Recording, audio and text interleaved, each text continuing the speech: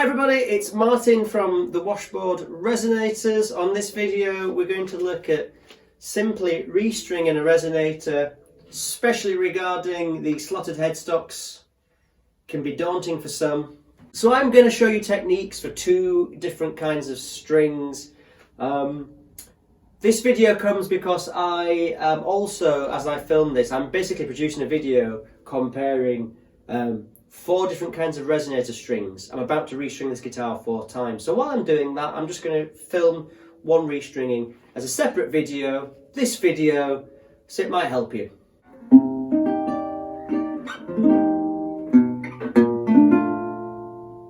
So to compare all the string types and hear the differences, do find that video, the complete guide to resonator guitar strings. You'll find it in the video selection on the channel, or we've got lots of playlists. You'll find it in the resonator information bit.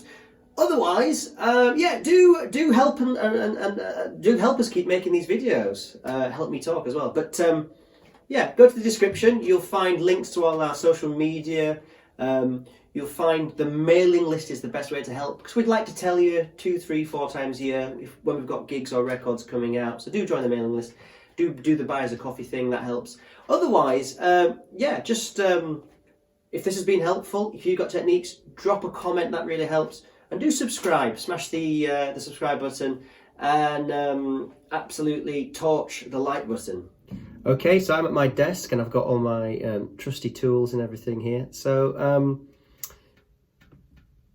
there's just a few little points behind dealing with resonators and restringing. So the first thing is that obviously, if you've got a resonator that's been set up well, you don't want to disrupt the cone. You can develop rattles, or you can lose the intonation that's been set if you're not careful. So the common thing that everybody always talks about with resonators is you keep string pressure on while changing strings. Now there's different ways. Some people work from the outside in, some people work, kind of change that way. I tend to just do 3 of one side of the tuner and then 3 of the other side of the tuner. That works for me. The second thing I kind of mentioned in the intro is this idea of 2 different kinds of strings. So I have 2 distinct ways of using strings on resonators. Basically, when I'm gigging, for my gigging instruments, like this newer National Resophonic, I use these coated Daddarios. And then everything else, or recording sessions, I use these handmade in Britain Newtone strings. We did do the video, A Complete Guide to Resonator Strings, which goes into lots of detail about this and compares, different types of strings, different metals and the sound. We don't need to go into too much detail. These strings do need handling differently. The reason for this is simply these kind of handmade strings that are on a round core. If you pre-cut these and then try to put them on the guitar, the outer windings unravel and the string just goes dead. So you've got to get this string locked onto the tuner before you cut it. If you don't, you ruin the string.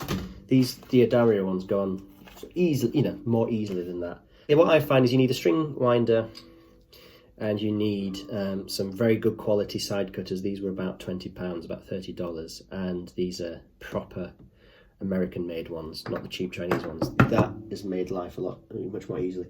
A little bit of cardboard usually helps with this. And then there's one last thing, which is, here we go. In terms of tools, you can buy products for like lubricating where the strings make contact with the guitar nut. Here's my little tool thing that goes down to gigs with me, spare string. I just used one of these kind of like chapped lipstick things that I got given in the street in Leeds about nearly 10 years ago as a lubricant. So, and you put that with some string. We'll talk about that in a second. Right, let's get to it. Okay, so in terms of starting off, I am just going to take off the strings, and the way I tend to do this with these kind of guitars is I like to just, I've seen people cut them. You could do that. Maybe I'm just being an absolute idiot here, but what I tend to do is just slacken them off enough to come out of the posts. Okay, so I'm just getting some strings, some Newtone strings out. Now what I can do is I can sort of demonstrate really what to do with, if it's a Daddario. They're basically easy. The Daddarios, you cut them to length and you crimp the end of the string. And you can kind of do that with these Newtones as well. So what we do is we put the string into the tailpiece. Now, when you're using these kind of tailpieces, I find, as you can even see, it doesn't even really want to go in. So I tend to just get a piece of cardboard, you know, like a piece of old cardboard, shape it into a little pointy thing, shove that in there. And basically, as I'm messing about with the string, it doesn't pop out. Okay, so just a little note here. So what you want to do on these kind of headstocks to not chew up the headstock by getting the strings to rub against it. I mean, it's kind of ironic because this guitar got a terrible fall and got the headstock broken by an old age pensioner with a Zimmer frame. So this guitar actually, sadly, has got a crack across it, but never mind. Basically, yeah, in normal, with every other guitar, you want these two outer strings to aim towards the centre of the headstock, and then the other 4 strings, they want to basically finish up oppositely. They want to finish up with the main part of the windings on the outside. And what that will do, that means that the geometry is such that you won't chew up the headstock. Now, this guitar came a little bit chewed up when I got it because somebody else had put strings on it. But I love to do this kind of neat thing. You'll see there, just if you get it right, once it goes on the outside, it just misses the wood and doesn't chew it up. So I've done one string. Let's just put another one on and show you the winding process. Okay, so what you see in the string is that I've put a tight little kind of crimp on it, and then I've been able to chop it to length and the string hasn't unravelled. So we're going to go in to the headstock. Then what we're going to try to do is do one turn on, in this case, because we're aiming to be on the outside of the post, we're going to do one turn on the inside of the string, sticking out the post. Then any subsequent windings will end up on the other side. Okay, so you see I'm just at a point here with the windings where I've got one on one side of the string, one on the other. What this will do is it will lock the string in place. We should only end up with no more than 3 windings on the main part where we've got 2 or 3 windings on. This should help tuning stability, and also it'll do that thing. I don't know if you've ever seen it when you get guitars, or maybe you do it yourself. I used to do it when I was a youth. You kind of tie knots in them, and you think you're making it really secure. Generally speaking, it makes the tuning worse, but it's a devil to get the strings off afterwards. This method means that the strings slip straight off and they are completely secure when on. It's a perfect way of doing it. So there we go. That is to me what a good string change looks like. I'm not quite finished tightening it, but what you'll see is that basically as it tightens, these should all nip up nicely. There's just 2 turns on this side, and that is really secure, really nice. So let me show you this this lubrication tip, which really helps me. So basically, you can buy products that do the same as this, and they can cost, you know, sort of $15, $20. I've seen them in guitar shops. These kind of like nut saucers and lubes and stuff.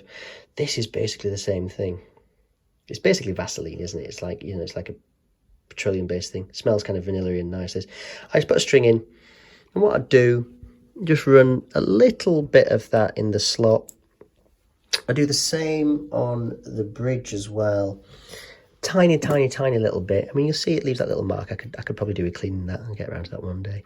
But yeah, basically, it's another thing. Since I started doing this, using just one of these products, the tuning on these guitars is astonishing. Since I had my National Resophonic set up properly by Steve Evans at Beltona, who's a genius for these things, I can't tell you how good the addition of that little bit of lubrication, a well-cut guitar, good strings, how much better it is. I can, you know, it's basically keeps its tuning all the time.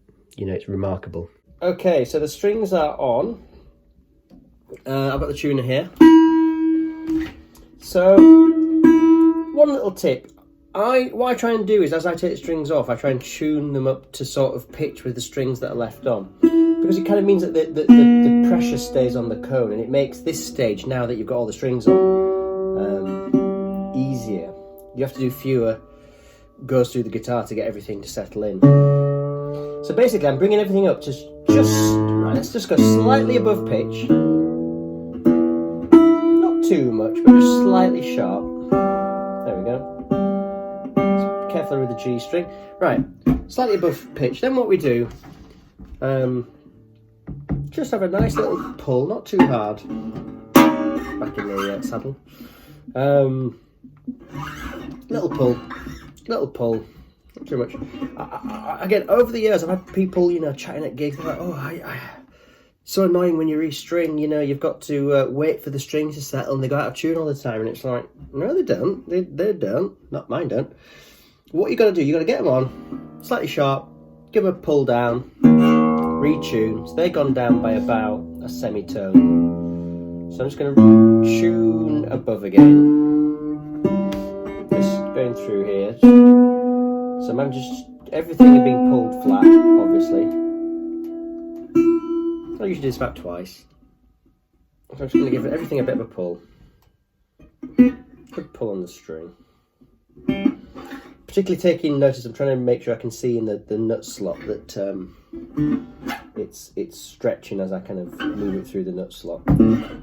A well cut nut slot will make your tuning a million tons better. Like, if you are watching this and you don't have a decent luthier set up your guitars, I really recommend it because it will make a massive difference. Right, so then I pulled the strings and basically what I'm seeing there, that string didn't really flatten too much. That one, yeah.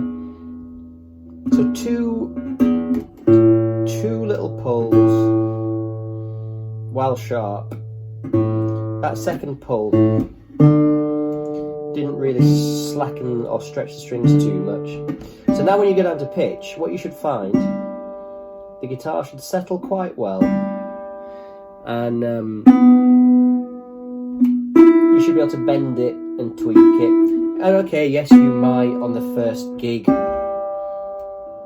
might find yourself just having a little tweak at one point or two, but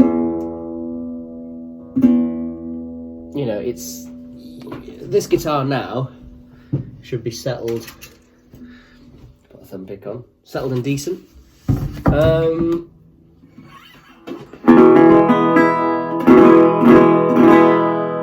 Yeah, great.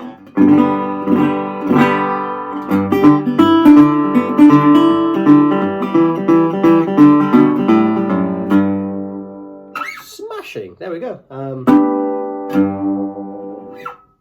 So there we go. That is a Restring slot headstock guitar. I hope that helps. If you want to find out more and hear different kinds of strings, check out the other video I explained. Just check the channel out. And otherwise, you know, we'll see you around. Thank you very much. Bye-bye for now.